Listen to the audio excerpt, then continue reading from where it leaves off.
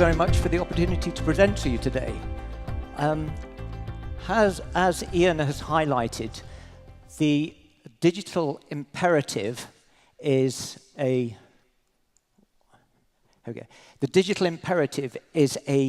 crucial factor in the driver of our companies, of our cities, and our real estate markets. We're increasingly in a digital age which is becoming a central part of our everyday lives, our working lives, the way we shop, the way we get around. And at the same time, groundbreaking enterprises are pushing the very boundaries of intelligence as major advances in artificial intelligence, mobility, big data is transforming our cities. And these new forces are testing the very fabric of our cities and our real estate markets and creating a whole new global digital geography. And so what does this mean for the Dubai real estate market? Well, today, Craig Plum and I will explore this rapidly evolving global digital landscape of digital cities and digital hotspots and deep dive into Dubai's digital response. And we will look at it from three directions. The digital ecosystem from the point of view of the digital enterprises themselves, those tech-savvy companies with the tech-savvy talent that are blossoming with new ideas and new innovations. We'll look at it from the tech-rich cities with their digital nomads, their global connectivity, and their tech-enabled governance. And crucially, we'll look at it from the perspective of the real estate offer, because ultimately, the real estate is about how the digital enterprises and their employers interact with the urban environment. And defining the digital universe is becoming increasingly challenging. Now, what do we mean by digital? Well, we all recognize that the digital universe embraces the basics of IT hardware, IT software, and social media, internet companies, and search engines. But it also now includes, as we saw in the previous presentation, deep tech, where companies are pushing the real boundaries in terms of advanced engineering and computer science to push the boundaries of artificial intelligence, robotics, and virtual reality. But the digital universe now includes companies that are emerging as a result of this collision between technology and traditional sectors, with the emergence of, as we've heard, fintech and ad tech and prop tech, which is now disrupting our industry. And so the digital universe is expanding, boundaries are increasingly blurred. And as these digital enterprises become all more pervasive and the innovation economy firmly takes hold, then it has the potential to radically shift the geography of commerce across the globe. Now, the traditional hierarchy of global cities is gradually being turned on its head. Some cities are better equipped than others. Some cities, like Dubai, have a greater appetite, aspiration, and agility to embrace the innovation economy and grasp the opportunities that it offers. And there are literally dozens of indicators that measure some relative of scale or depth of the digital economy. And these are just three of them, measuring the tech startups of the startup ecosystem, the number of billion-dollar unicorns, or the number of patent applications. So, in other words, how rich is a city in terms of the number of innovations and ideas? And it does highlight a familiar roll call of digital cities, San Francisco, Tokyo, Beijing. And encouragingly, Dubai does relatively well on a number of these metrics, and in fact does even better if we factor in economic size, with Dubai tantalizingly within distance of those tech-rich cities like Austin, Texas, like Stockholm, like Shenzhen in China. But indices, whilst they can be very flattering and also very damning, they also are one-dimensional. And so to better understand the dynamics of digital cities and digital economies and what that means for Dubai, we need to map out where cities sit in the global economy.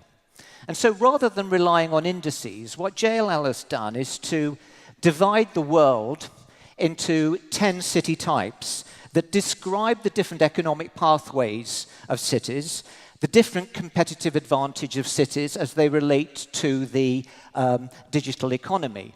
And so we have the established world cities at the core of the Big Seven and the global contenders. On your left, we have the new world cities, the innovators, the lifestyle cities, the influencers.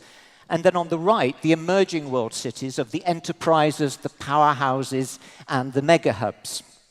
Now, currently, and I say currently, Dubai epitomizes what we call a hybrid city at the top. A city that has made rapid progress in recent decades, as we all know, investing heavily in infrastructure and real estate, enhancing transparency and governance, and developing a global role that was well outsized its economic size. And yet this typology is very dynamic. And as Craig will come on to show in a moment, Dubai is firmly on an economic journey to becoming an innovation-based digital economy. And we expect Dubai to morph into a new style of city.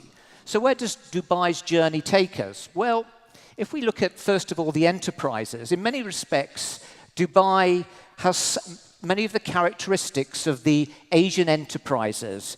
These are the large-scale entrepreneurial hubs of trade that are successfully moving up the value chain. They're becoming innovation hubs in their own right. They have successful ecosystems of startups, and they have world-leading firms. Think Shenzhen in China or Bangalore in India. And these are certainly cities to watch in terms of new innovation and ideas, but perhaps less compelling when it comes to their overall package, because it's the innovator cities that provide the best global examples of competitive and specialized digital ecosystems. Innovators like Dubai are mid-sized cities which have successfully developed their key assets and play an outsized role in the global digital economy. So, for example, we have Boston and Munich, which are major research hubs on the back of strong academic infrastructure and leading firms. We have Stockholm and Berlin, which are the darlings currently of the digital nomads and have got a very vibrant startup culture. And the innovators possess one similar characteristic, and that is quality. Whether it be in terms of talent or quality of life or infrastructure, these cities have broadly the right mix of ingredients to play a major role in the global digital economy. But many of these do have affordability issues, which is offering new opportunities for other cities. And so Dubai is certainly gravitating to this group, but as Dubai grows its scale, we shouldn't overlook the largest global players, the established world cities of the Big Seven and the global contenders. And these are the most rounded cities when it comes to technology, innovation, and the digital economy. So think London, New York, Amsterdam, Toronto, Los Angeles. Each has outstanding future-proofing credentials. And these cities, the digital economy is certainly providing a leading driver and arguably is replacing the financial sector as the marker of global power. So as Dubai develops its innovation-based economy, it can draw on the experience of these globally competitive digital hotspots. And what makes these cities that I've just shown you stand out is their diversity of digital geographies and their real estate offer within their cities. Because The spatial footprints of the digital economy are changing firmly. Traditionally associated with low-density business parks and large campuses on the edge of cities, the digital economy, as we saw earlier, is turning distinctly urban. And so whilst business parks remain relevant, they're now just part of a patchwork of digital geographies that are boosted by the redevelopment of central areas, reimagined industrial areas, right the way through to new types of workspace. And the success of these digital clusters really depends on their buzz, on their amenities, on their connectivity, which allows them to attract and retain the most talented people. And it's also about diversity, the mix of talent and enterprises that are districts that are much more embedded in the urban fabric rather than necessarily as a separate tech zone. And real estate plays a key role in knitting these digital clusters together.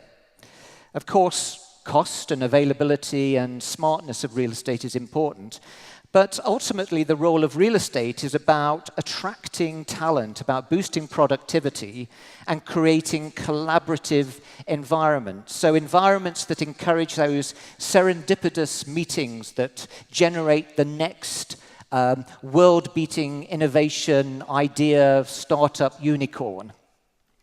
And we can see this evolutionary process in a number of the world's largest digital ecosystems. So in London, where the growth of Shoreditch and King's Cross and other urban clusters are creating a new polycentric digital geography. In San Francisco, where the San Francisco Bay, where the low-density campus is being overtaken by the downtown appeal of the likes of Soma and Mission Bay.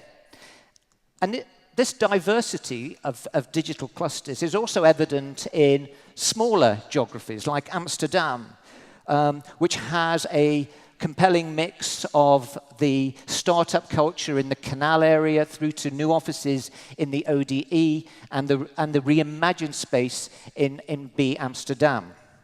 And we have many, many examples of such diversity of digital clusters that possess the full range of different neighborhoods, districts and spaces that enable digital companies to grow, flow, thrive, and expand.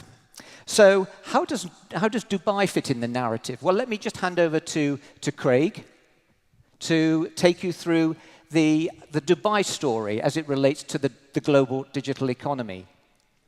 Thanks, Jeremy. And I think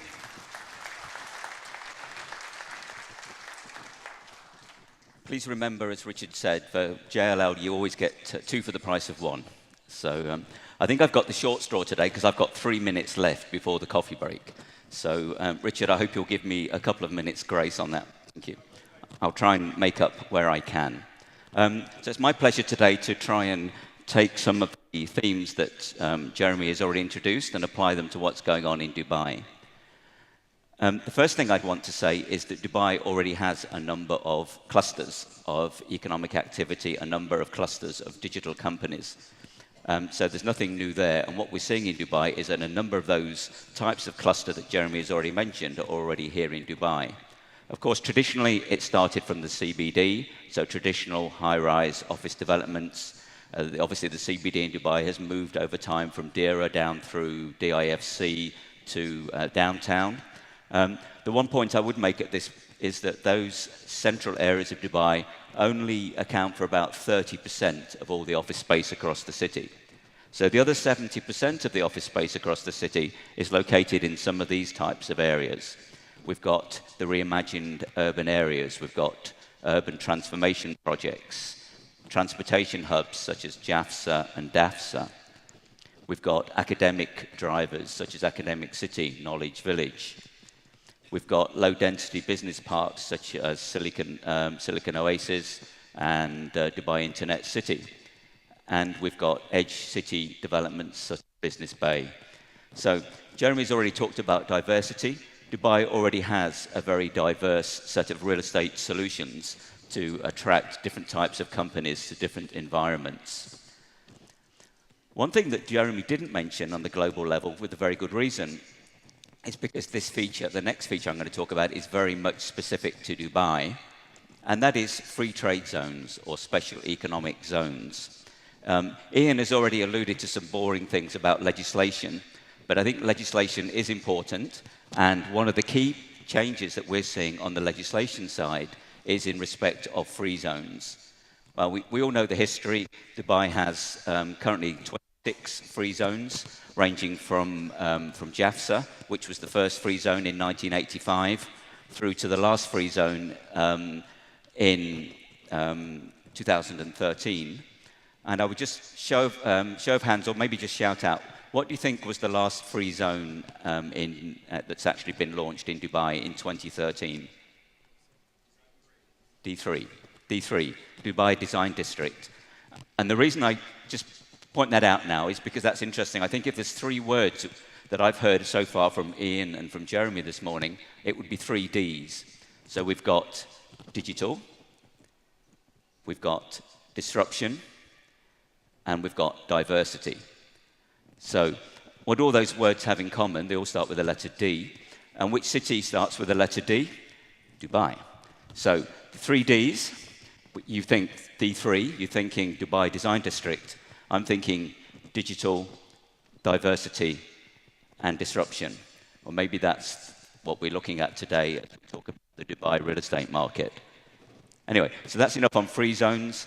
Currently only account for about 20% of the land area, or less than 20% of the land area of Dubai, but over 35% of the economy in terms of economic activity. So free zones are important, and we'll come back to that in a minute. So that's the reason I wanted to introduce that now. Anyone who is familiar with trying to research the real estate market in Dubai will know that there's a lot of discussion around supply. We always get talk of supply, and one of the reasons about that is because it's relatively easy to measure. Much more difficult to measure is demand. So what we've done at JLL is try and do some more work on the demand side of the equation. And of late, we've done surveys of these 13 different locations in Dubai. They're shown on the map. The red ones are the free zones, the black ones are the onshore locations. And those 13 locations cover about 815,000 square meters. So that's roughly 8% of the office stock of Dubai. And there was about 2,600 companies that we surveyed in those areas. So 10% sample is a reasonable size of a sample, trying to get some feel of where the demand is, what's the occupier profile of some of these clusters. You can see from that polo mint that's up there that it's this is the business sector of those 2,600 companies. And it's a pretty broad spread. No sector accounts for more than 20% of the Dubai economy. And of course, that's a positive. Quite unlike some of the other cities in this region, when the economy of Dubai or the real estate market of Dubai is not heavily focused on any one sector of the economy. And coming back to the point about diversity, that's a good thing. Economic diversity is a strength in this regard. But when we break it down and we look at business sectors in different locations, of course, we get a different story. The two charts there on the left are the onshore locations, or two of the onshore locations. The charts on the right are the free zones. And immediately you can see that the onshore locations have even less concentration in any one industry sector. Something like 80% of all the businesses in the onshore locations are in what we've categorized there as other, i.e. outside of the main sectors of technology and finance and government and whatever else we covered, oil and gas. So very diverse occupier profile in the onshore locations. And that actually may turn out to be a benefit for those locations, because one of the things that Jeremy alluded to earlier is that some of the successful business clusters globally are trying to emphasize the diversity. They're trying to create environments where at the moment, maybe in the DIFC, if you're in the finance industry, you've got a good chance of meeting a banker in the lift, but you probably don't have much chance of meeting a digital scientist or a poet or an artist or a doctor, because the way that Dubai has been structured is very much all the doctors are in Healthcare City, all the IT guys are in TCOM, all the finance guys are in DIFC. Dubai, and I'll come on to this later, but Dubai regulations are changing to try and break that down so that when you're working in any one of these free zones, you have more chance of meeting, interacting, learning from the people in different industry sectors. And we think that's a good thing. So that's the clustering by business sector. We also looked at clustering by company maturity. And this is basically an interesting